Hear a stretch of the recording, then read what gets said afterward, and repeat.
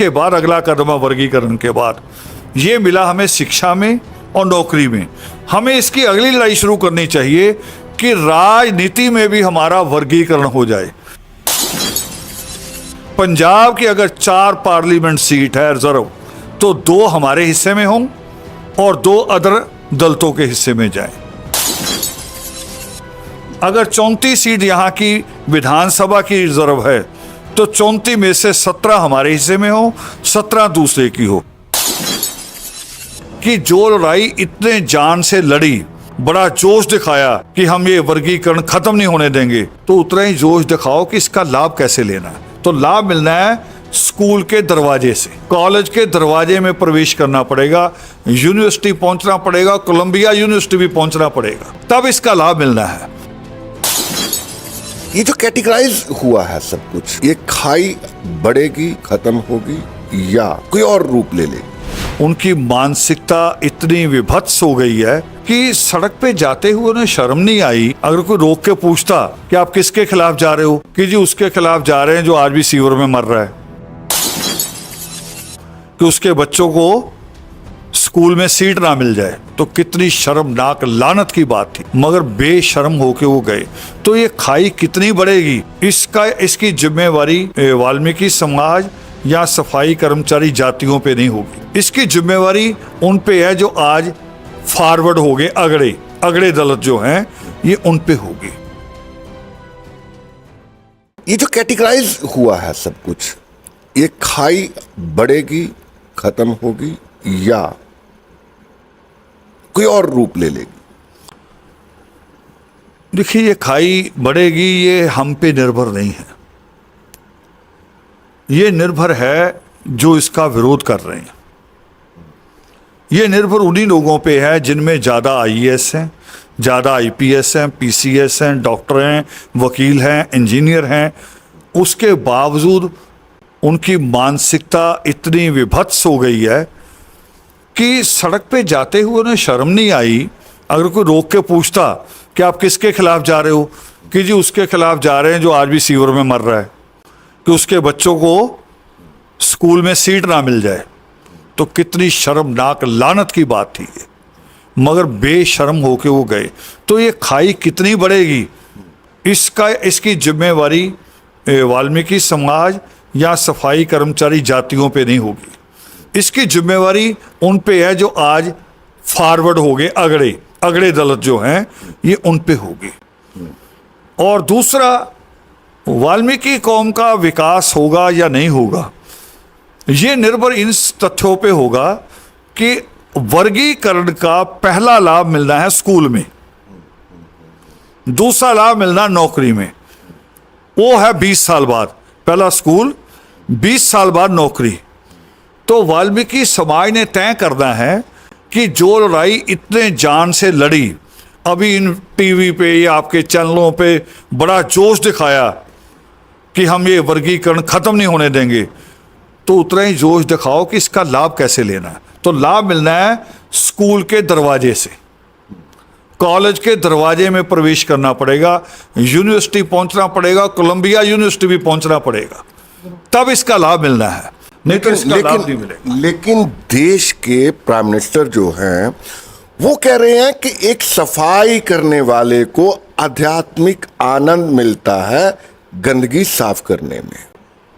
वो हमने कहा, मैंने अपनी किताब में भी कहा है कि इतने आश्रम क्यों खोल रखे हैं, आध्यात्मिक आश्रम, पूरा हरिद्वार, बनारस, ऋषिकेश, है ना, ये पूरी द्वारका सब भर रखे हैं, और 600 करोड़ के आश्रम बना रहे हो, क्या जरूरत है? सीवर का ढक्कन उठाओ, उतर जाओ। जब इतना अध्यात्म है वहां, तो मंदिर बनाने की जरूरत किसी पंडित को, किसी बनिए को क्यों पड़ रही है?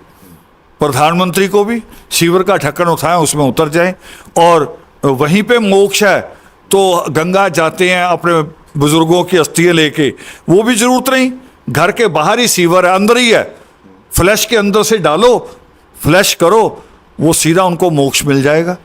ये हमें क्यों बता रहे हैं? अपने घर से शुरू करो इसे। ये साजिश है एक मैनुअल सिक्वेंजर बनाए रखने की। बिल्कुल साजिश जैसी गांधी ने की थी, सिर पे टोकरी उठा के दिखा दी, ये नहीं पता था टोकरी के अंदर क्या है।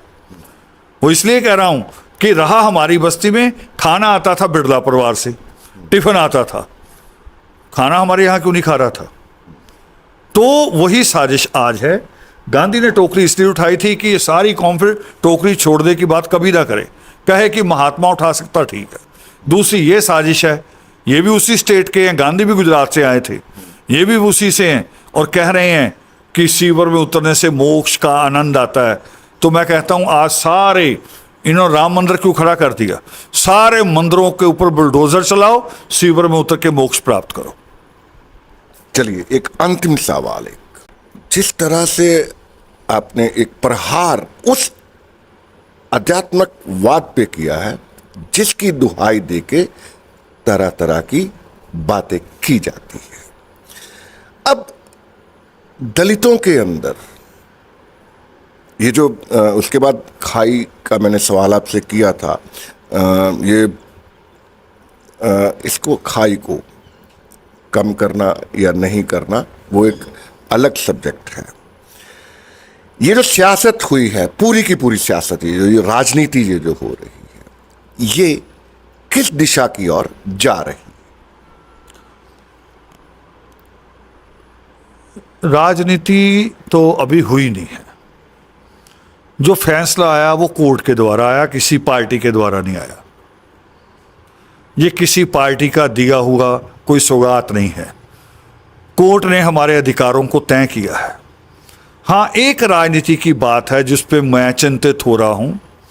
जिस दिन से फैसला आया, और कुछ लोग ऐसे होते हैं जो नज़र लगा के बैठे होते हैं कि इसका लाभ कैसे ले लूं, इसका लाभ कैसे ले लूं, तो 100 से ज़्यादा मुझे नज़र आ रहा है कि 100 से ज़्यादा राजनीतिक दल जो हैं वाल्मीकि कौम के अंदर बने हुए हैं, रजिस्टर्ड हैं, रिकॉग्नाइज एक भी नहीं है। रिकॉग्नाइज वो होता है जो कम से कम 1% वोट ले ले किसी एक स्टेट की, तो एक स्टेट में रिकॉग्नाइज, 4% वोट ले ले पूरे देश की, तो पूरे देश में रिकॉग्नाइज। ऐसा एक भी नहीं है। वो सारे अब अपने अपने वीडियो डाल रहे हैं, लिख लिख के डाल रहे हैं कि अब देखो हमारे साथ बुरा हुआ, मेरी पार्टी में आ जाओ। तो मैं नहीं अभी समझ रहा भी ऐसी कोई हालत है कोई हमारी कमांड कर सकता है। तो सबसे पहला जो इसके बाद अगला कदम है वर्गीकरण के बाद, ये मिला हमें शिक्षा में और नौकरी में। हमें इसकी अगली लड़ाई शुरू करनी चाहिए कि राजनीति में भी हमारा वर्गीकरण हो जाए। पंजाब की अगर 4 पार्लियामेंट सीट है रिजर्व, तो 2 हमारे हिस्से में हों और 2 अदर दलितों के हिस्से में जाएं। अगर 34 सीट यहाँ की विधानसभा की रिजर्व है, तो 34 में से 17 हमारे हिस्से में हो, 17 दूसरे की हो। उन सीटों पे केवल वाल्मीकि मजहबी ही खड़ा हो सकता है, दूसरा कोई खड़ा ना हो पाए। हमारा कैंडिडेट जीतेगा स्वाभाविक तौर पे। तब राजनीति की हिस्सेदारी बननी है।